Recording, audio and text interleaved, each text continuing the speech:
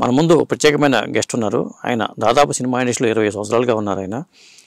ఆయన జర్నీ 20 సంవత్సరాలు ఆయన జర్నీ కానీ ఇప్పుడున్న సినిమా రంగంలో ఉన్న పరిస్థితుల మీద కానీ మనం మాట్లాడదాం. ఆయనే రామసత్యనారాయణ గారు. నమస్తే రామసత్యనారాయణ గారు. నమస్కారం సార్.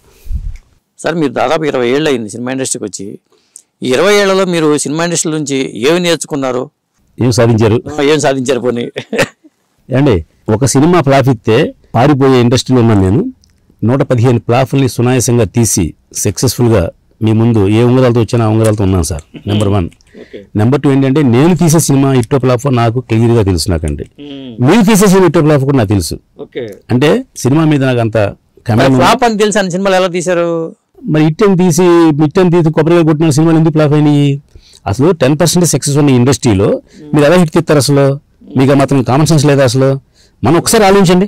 10% సక్సెస్ ఉంటే మీ సినిమా తీయడానికి ఒక మూడు మెరిట్లు కావాలండి. ఇప్పుడు ఒక సినిమా తీసి ఫ్లాప్ అయితే మళ్ళీ వాళ్ళు పరారైపోయి ఎక్కడికి వెళ్ళిపోతున్నారు.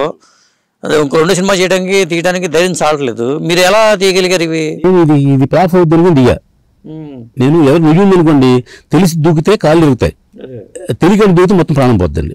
ఇప్పుడు నాకు మొదటి సినిమాకి ఆహా అనుకున్నా, రెండో సినిమాకి 100% ఇది ఆడదు. ఎందుకు ఆడదంటే మన దగ్గర ఏముంది అసలు? మన దాంట్లో స్టార్ లేడు, స్టార్కి డైరెక్టర్ లేడు, స్టార్ ప్రొడ్యూసర్ కాదు. అంటే అద్భుతంగా 100 కోట్లు ఖర్చు పెట్టి తీసేద్దామన్న విషయం లేదు. ఇలాంటప్పుడు ఎందుకు వస్తుంది? మరి ఎందుకు సినిమా తీయాలని అడగచ్చు మీరు. నా సినిమా పిచ్చి, నా వేరే వ్యాపారం తెలియదు. ఈ సినిమా ఇండస్ట్రీకి వచ్చిన తర్వాత ఇది 2003 నుంచి దీని మీద కాన్సన్ట్రేట్ చేస్తున్నా. దీని మీద అంటే ఇప్పుడు నేను ఏమి ఎనలైజ్ చేశానంటే ఫ్లాప్ సినిమాని సేఫ్గా ఎలా తీయాలి అని కొత్త కాన్సెప్ట్ కనిపెట్టాం. నెంబర్ 1. రెండోది, ఇప్పుడు సినిమా ఫ్లాప్ అయితే పారిపోతున్నారని చెప్పారు కదండి, మనం పారిపోకూడదంటే ఏం చేయాలి? ఇప్పుడు నాకు 10 కోట్లు వస్తుంది అనుకోండి, ఎగ్జాంపుల్ చెప్తున్నాను. నేను కోట్లోనే సినిమా తీస్తా. ఎందుకు తీసానండి? 10 కోట్ల సినిమా తీసాను అనుకోండి, పోతే నేను మళ్ళీ అడుగు తినాలి. 1 కోట్లు తీసాను అనుకోండి, మిగతా 9 కోట్లు కదా. ఈ 9 కోట్లతోటి నేను జోదం ఆడగలను, లేదా 9 సినిమాలు తీయగలను, తర్వాత ఏదో ఒకటి హిట్ కొట్టి నేను సేవ్ అవ్వగలను అని ఒకటి వ్యాపారస్తులుగా నేను ఆలోచించాను. ఇప్పుడు ప్రతి కొత్త హీరోని పెట్టి కొత్త డైరెక్టర్ని పెట్టి సినిమా తీస్తారు. కథ అద్భుతంగా ఉంది సార్ అంటాడు. ఆ కథ నీకు అద్భుతంగా ఉంటే కాదు, ప్రేక్షకుడు తెలియాలి. ప్రేక్షకులు ఎంత తెలియని అంటే, ఒక ఆచార్య లాంటి సినిమా, కొట్టాల శివ లాంటి సూపర్ హిట్ ఇచ్చిన డైరెక్టర్, ఒక చిరంజీవి గారు, ఒక రామ్ చరణ్ ఉన్న సినిమా, అంటే ఒక సినిమా ఏం కావాలో అన్ని దాంట్లో ఉన్నాయండి. ఆ సినిమాకి ఓపెనింగ్ మనిషి ఫుల్ అవ్వలేదండి. అంటే ప్రేక్షకులు ఎంత తెలియని చూడండి.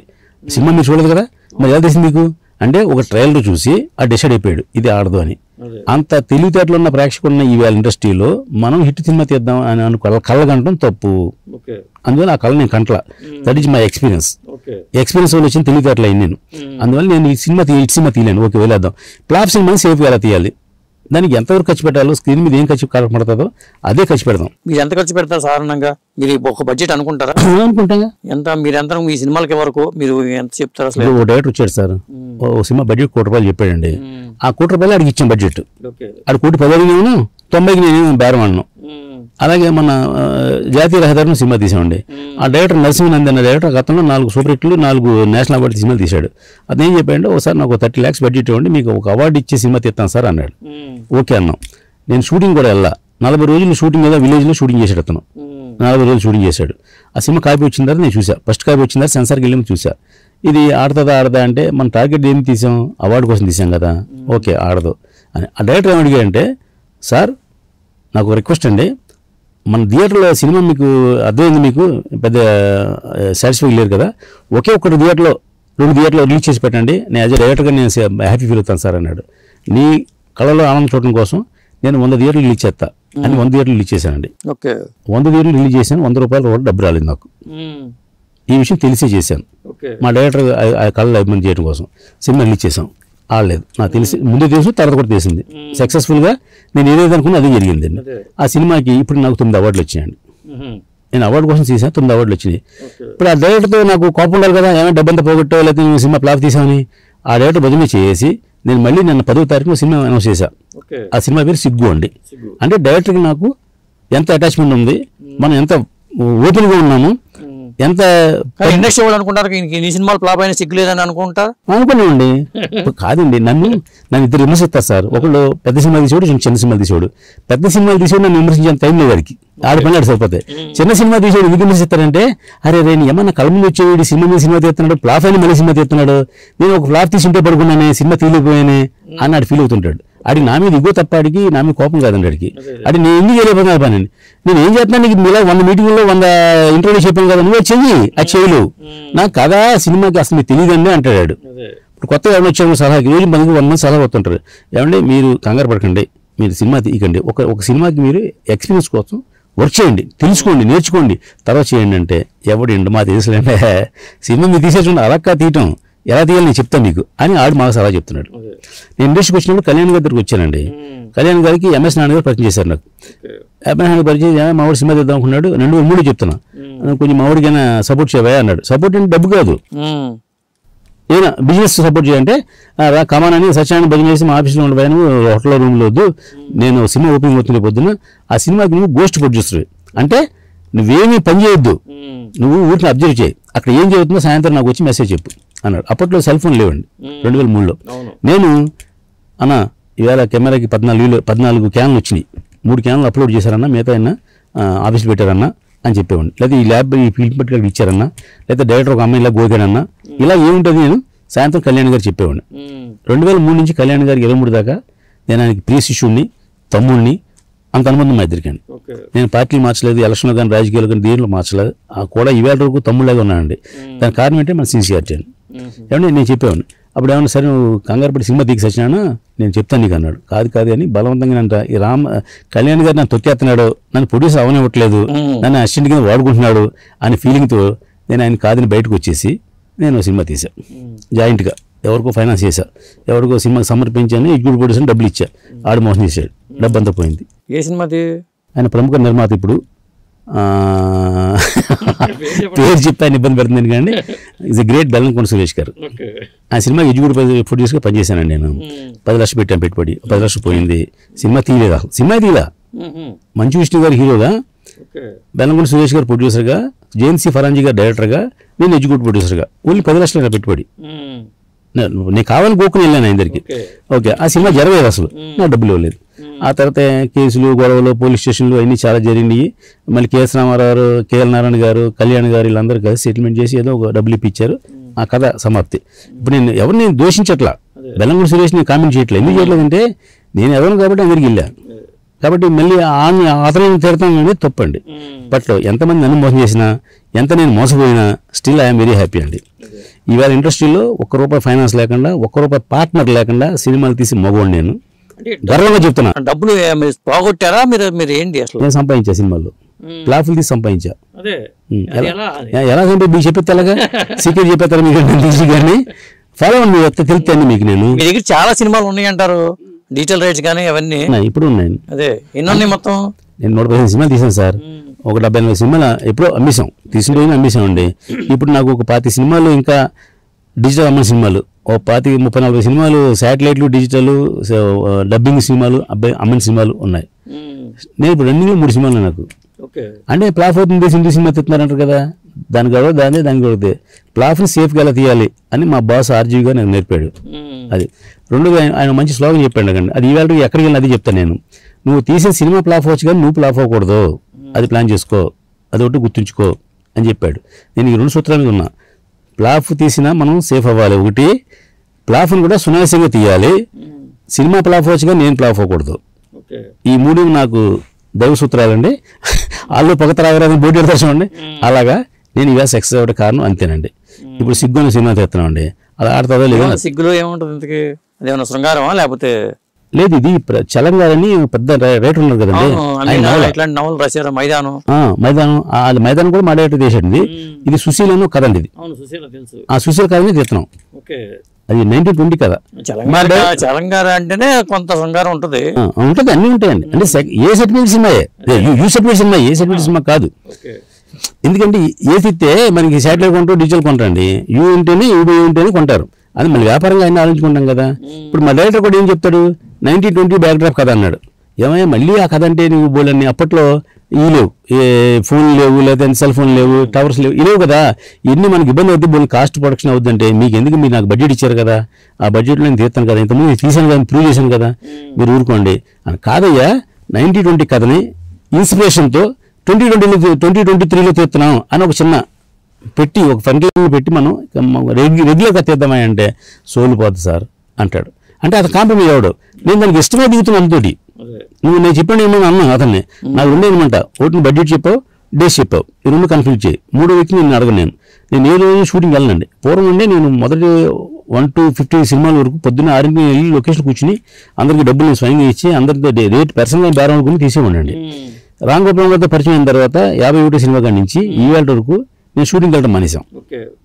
ఎందుకంటే నేను షూటింగ్ వెళ్తే బడ్డీ వద్దండి. ఇంకా ఇప్పుడు కొత్త రైటర్ వచ్చాడు, మీరు కొత్త రైటర్ పంపించారు, ఒక కథ చెప్పాడు, బడ్జెట్ ఎంత, ఎవరు హీరో, ఇది నాకు వర్కౌట్ అవుతుంది, నేను సేఫ్ అవుతాను లేదా రెండో చూసుకుంటా. ఈ కథ బాగోలేదా మార్చమంటే ఆడు మార్చ సార్ ఇది ఇట్టి సినిమా సార్ అంటాడు. ఆడు కాదయ్యా మార్చవే కదా, ఇంకా మంచి కథ నేను చెప్తానంటే, లేదు గురుగారు ఒక ఆపర్చునిటీ నాకు ఇవ్వండి సార్, ఈ సినిమా ఇటు అయిపోతే నేను ఇండస్ట్రీ వెళ్ళిపోతాను సార్ అంటాడు. ఒక సినిమా అలా తీసాడు డైరెక్టర్. మొన్నటి ఫోన్ చేసి ఏమైనా ఫ్లాప్ అయింది కదా, ఉన్నావా ఇంట్రెస్ట్లో పారిపోయావని అడిగా. ఎందుకు పారిపోతాను సార్, నెక్స్ట్ సినిమా ఇటు తెస్తాను సార్ అంటున్నాడు.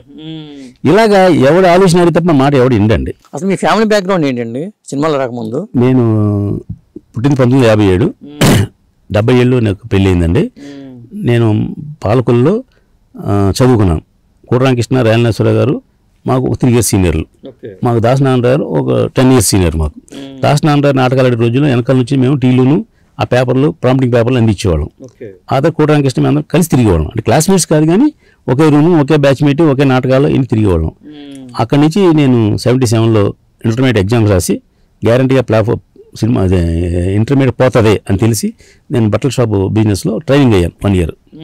అక్కడ పాలకొల్లని వివిఎన్ మూర్తి అని బట్టల షాప్ ఉండేది, ఫేమస్ షాప్. ట్రైనింగ్ అయ్యా. 1977లో నేను ఆకివీలో బట్టల షాప్ పెట్టా. ఓకే. ఫాదర్ ఏం చేశాడు మీ ఫాదర్? ఫాదర్ బ్రాన్ ఎక్స్పోర్ట్ అంటారు. తౌడు అంటారు తెలుసు మీకు? తౌడు తెలుసు. అదే మన రైస్లో చెప్తా కదా, అది ఎక్స్పోర్ట్ అండి, ఆయిల్ కోసం. తౌడు నుంచి ఆయిల్ గెత్తారంటారు. ఆ తౌడు ఆయిల్ వేసి ఎక్స్పోర్ట్ విజయవాడలో ఉన్న పెద్ద కంపెనీకి, ఫ్యాక్టరీకి మా ఫాదర్ సోల్ ఏజెంట్ అండి. ఆంధ్రప్రదేశ్లో ఎక్కడ నుంచైనా పర్చేజ్ చేసి అలా పంపించేవాళ్ళం మేము. మాకు అప్పట్లో ఒక కేజీకి 10 పైసలు కమిషన్. అంటే బాగా డబ్బున్న ఫ్యామిలీ అనుకోవచ్చా? మిడిల్ క్లాస్ ఫ్యామిలీ అండి. మేము 5 brothers 3 sisters. నా వాటాకి 1970లో నా వాటాకి మా ఫాదర్ ఇచ్చిన పెట్టుబడి నాకు 15,000 అండి. 15,000 క్యాష్ అంతే. మాకు పొలం, ఆస్తులు పొలం ఏం లేవండి. 70లో 15,000 రూపాయలు క్యాష్ ఇచ్చి ఒక అమ్మాయిని ఇచ్చి పెళ్లి చేసి అమ్మాయి కట్టిన 10,000 తెచ్చుకుంది. మమ్మల్ని బయటికి పంపించారు. 70లో నేను ఆకివీలో బట్టల షాప్ పెట్టి 10 yearsలో అంటే 77 నుంచి 87కి నేను ఓ 10 లక్షలు డబ్బు సంపాదించుకుని, ఓ పేరు సంపాదించుకుని, ఆకివీలో ఛాంబర్ ఆఫ్ కామర్స్ ప్రెసిడెంట్, మా కమ్యూనిటీ ప్రెసిడెంట్, అలా కన్జ్యూమర్స్ అసోసియేషన్ అప్పుడు యాక్టివ్గా ఉండేది, దానికి ప్రెసిడెంట్ చేసి అక్కడ 87 వరకు ఉన్నామండి. 87లో మనకి సినిమా. ఎందుకు సినిమా అనే ఆలోచన వచ్చింది? ఎందుకు వచ్చిందంటే కోటరామకృష్ణ గారు మా క్లోజ్ ఫ్రెండ్. కోటరామకృష్ణ పెళ్ళి అయినా, కోటరామకృష్ణ ఏ షూటింగ్ జరిగినా, లేదా రాయలనేశ్వర ఏ షూటింగ్ జరిగినా చూద్దాం వెళ్ళేవాడి. అంటే సినిమా తీద్దాం, నటిద్దాం అలాంటి కోరికలు లేవు. ఊరికి నా ఫ్రెండ్ కోటరామకృష్ణ సినిమా షూటింగ్ చూడటానికి వెళ్ళాం అంతే. ఇంకా నేను కోటరామకృష్ణ చేసిన మొదటి సినిమా ఇంట్లో రామయ్య కృష్ణ కాడి నుంచి ప్రతి సినిమాకి నేను వెళ్ళా. 4-3 రోజులు ఆ రూమ్లో ఉంటాం, షూటింగ్ కాళ్ళు తిరగడం, వచ్చేయడం అంతే, ఇంకేం పని లేదు. అలాగే రాయలనేశ్వర సినిమా ఏం జరిగినా ఖచ్చితంగా తిరుపతిలో షూటింగ్ ఉంటే తిరుపతిలో 3 రోజుల నుండి షూటింగ్ చూసి వచ్చేవాడిని. ఎందుకు వెళ్తున్నాను, ఏజెండా ఏంటి ఏం లేదండి. ఆ ఇన్స్పిరేషన్ తోటి సరే మా ఫ్రెండ్ శివాల ప్రభాకర్ ఒక అతను కోటరామకృష్ణ దగ్గర కోడేటర్, నా క్లాస్మేట్, అటు ఊహాను సినిమా చెప్తున్నాడు. ఆ సినిమా తీసాడు, బాగా నువ్వు బాగున్నావు కదరా మా అందరిలో కంటే, నువ్వు ఒక 5 లక్షలు పెట్టు, నేను పల్నాడు ఈపు కురమారావు గారని రాజమండ్రి రంభావరం సినిమానికి థియేటర్ ఉంది, ఆయన 5 లక్షలు పెడుతున్నాడు. మన అంకల్కోట చౌదరిగా 5 లక్షలు పెడుతున్నాడు. ఈ 20 లక్షలు సినిమా అయిపోద్ది బాగా, నాకు 5 లక్షలు పెట్టండి. 5 లక్షలు పెట్టాం. అప్పుడు ఇది 87-88లో చెప్తాను, 87 అనుకుంటా. అప్పుడు హీరో ఎవరంటే ఊహా హీరోయిన్ అండి, విక్రమ్ హీరో అండి. ఏ విక్రమ్? అపరిచితుడు. అపరిచిత విక్రమ్ హీరో అండి. ఈ షూటింగ్ చేయడం కోసం భీమవరంలో మా ఇన్ఫ్లుయెన్స్ ఉన్న ఉద్దేశం లొకేషన్లో కలిసి వస్తాయని భీమవరంలో షూటింగ్ పెట్టించా. అప్పుడు అతను తమిళ సినిమా చేయలేదు అసలు? ఒక సినిమా చేశాడు, తర్వాత తెలుగు 3 సినిమా చేశాడు విక్రమ్. అని తెలుగు ఆయన అసలు? తమిళుడే, తెలియదు, తమిళుడే అనుకుంటా చేశాడు. ఇక్కడ 3 సినిమాలు చేశాడు తెలుగులో, పేరు కూడా చెప్తాను. చేస్తే టోటల్గా షూటింగ్ అంతా భీమవరంలో పెట్టామండి. 40 days భీమవరంలో ప్రతి లొకేషన్, ప్రతి హౌస్ అన్నీ నేనే అరేంజ్ చేశాను ఫ్రీగా. ఎక్కడ లాడ్జిగా ఎవరికి ఇవ్వాల, ఒకే ఒక రూమ్ పెట్టి తీసుకున్నాండి. ఆ రూమ్ ఏంటంటే ఒక ఏసీ రూమ్. ఎందుకు వేసినండి, ఫిలిం క్యాన్లు ఏసీలో ఉండాలంట, అందుకే తీసుకున్నాం. ఆ రూమ్లో సింగిల్ బెడ్, విక్రమ్ పడుకున్నాడు. మా ఖాళీ ఉంది కదా అప్పుడు, ఏసీ మా ఇంట్లో కూడా ఏసీ లేదు, ఏసీ ఉంది కదా అని చెప్పి సరదాగా పడుకునేవాడు. ఆ షూటింగ్ ఏదైతే వచ్చాడు విక్రమ్కి నా ల్యాబొరేషన్ లాగా కింద బెడ్ వేసి పడుకున్నాడు. అతను విక్రమ్కి ఏదో కొంచెం కళ్ళు కలిగింది అంటే, మన మోటార్ సైకిల్ అది, కార్ రేంజ్ కూడా కాదు, నా మోటార్ సైకిల్ వెనకాల ఎక్కించుకుని అతను హాస్పిటల్ తీసుకెళ్ళి కళ్ళకి ఏదో చేయించి తీసుకొచ్చాం. అది మా రేంజ్, ఆ రేంజ్ కట్ చేస్తే ఇప్పుడు పెద్ద స్టార్ అక్కడ. నేను ఒక సినిమా తీస్తాను ఊహించలేదండి, ఇవన్నీ 100 సినిమా తీసా. ఇవన్నీ అద్భుతాలంటే ఎలా చెప్తే తెలియదండి. నేను గొప్పని కాదు, మీరు కోటేశ్వరి స్టార్ హీరో అయ్యారు, మీరు స్టార్ ప్రొడ్యూసర్ ఎందుకు అవ్వలేదు? అయ్యండి స్టార్ ప్రొడ్యూసర్ అంటారు, పాపలు తీసిన. ఊరుకోండి సార్, లాభం ఏంటండి? ఎవరు ఇచ్చేసారు చెప్పండి సార్. మీరు ఆ 10 మంది వేయండి, 10 మంది స్టార్ ప్రొడ్యూసర్ ఉన్నారు కదా, ఎవరో సురేష్ బాబు గారు, లేకపోతే నార్మల్ బుజ్జి గారు, బెల్లంకొండ సురేష్ గారు, ఇలాగ మైత్రి న్యూస్, ఇలా 10 మంది వేయండి. లేదా 90 మంది సంగతి చెప్పండి. 90 మందిలో ₹1 ఫైనాన్స్ లేకుండా, ₹1 ఎవరిని షేర్ మోహన్ చేయకుండా నేను సినిమాలు తీసిందేనండి. సుమన్ గారితో సుమారు 34 సినిమా 30 సినిమాలు తీసా. నాగబాబు గారితో 10 సినిమాలు తీసా.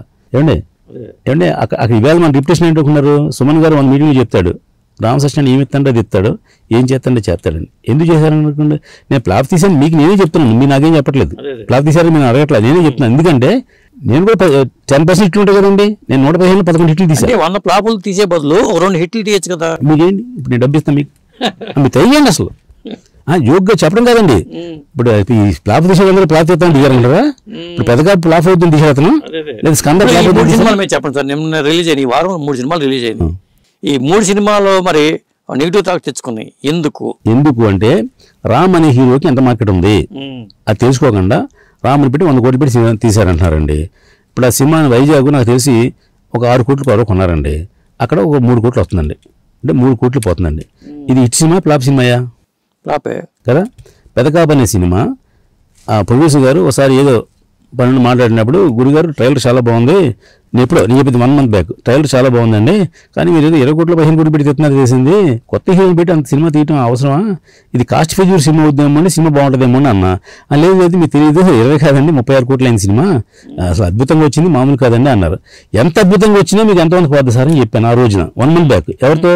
మిరియాల రవీంద్ర రెడ్డి గారితో. ఊరికి గాసిప్స్లు మీరు సొల్లు మ్యాటర్లు రాయడం కాదండి, డైరెక్ట్గా ఆయనతో చెప్పా. చెప్తే ఏమన్నా అంటే లేదంటే సినిమా ఎక్స్ట్రాడినరీకి వచ్చింది, మీకు ఎంత ఎక్స్ట్రాడినరీకి వచ్చినా అడ్డాల శ్రీకాంత్ ఎంత గొప్ప డైరెక్టర్ అయినా, ఎంత పెద్ద డైరెక్టర్ అయినా అక్కడ హీరో ఇంపార్టెంట్ కదా. ఆ హీరో మీద సినిమా వచ్చేది అంటే ఎక్కడో మెరకాయలు జరగచ్చు. మరి బలగం సినిమా హీరో ఉన్నాడని అడగచ్చు మీరు, అవి ఎక్కడో ఒకటి జరుగుతాయి, అది మీరు ఏం జరుగుతాయి అనుకుంటున్నారు? కాదండి అని చెప్పాను. ఈవేళ ఆ సినిమా డిజాస్టర్ అండి. ఎంత డిజాస్టర్ అంటే ప్రింట్లు పబ్లిసిటీలు క్యూబ్లు వస్తాయి అంతే. ఇప్పుడు సపోజ్ ఇది సినిమా ఎవరికి అమ్మలేదు నా ఉద్దేశం, ఇప్పుడు అమ్మినా లేదా ఎవరిని కొన్నా అలా పోద్ది. ఇప్పుడు నేను మిమ్మల్ని ఏదో మాయ చేసి మీకు అమ్మచ్చు, మీరు మాయ చేసి నాకు అమ్మచ్చు సినిమా, అది మీ సక్సెస్ అనుకుని కుదరదు. ప్రేక్షకుడు ఇచ్చిన రిజల్టే సక్సెస్ ఫెయిల్యూర్ అండి.